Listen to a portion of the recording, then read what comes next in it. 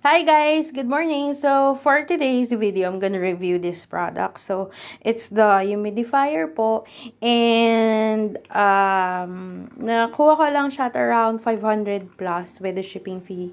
So here it is. Yan, ayan siya. Ang ganda ng color niya, no. So may free measuring cup. So yan siya.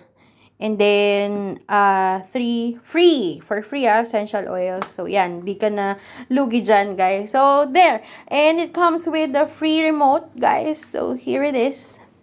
Yan. So, ito yung mga options, on and off, intermittent, continuous, timing, big or small, and then the light. So, sa light, yan, pwede kang mamili ng kulay na gusto mo, or you can turn it off if you don't want, just,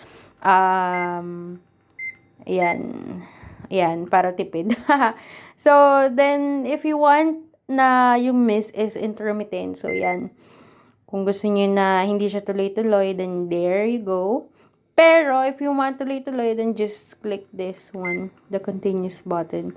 And, sa timing, if you want na naka-on lang siya, then, select nyo lang siya. So, meron po siya ditong gusto nyo lang na nakabukas ng isang oras, 3, 6, or just turn it on the whole day. So, yan, pwede siya. Then, yan. So, if you want the mist to be big or small, so just click this button, the big or small button. Ayan. Yan. So, ganyan siya pag small. Galing, no?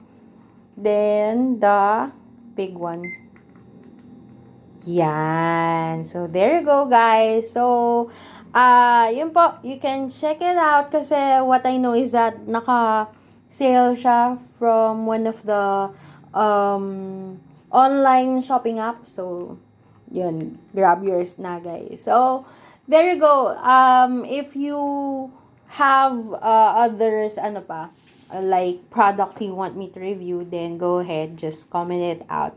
And if you want, you can also message me via Facebook, Jessica Tenta Jose Segis. So, yun, lagay ko na lang din po sa ating page kung saan nyo ako pwedeng i-message. That's it, guys. Thank you.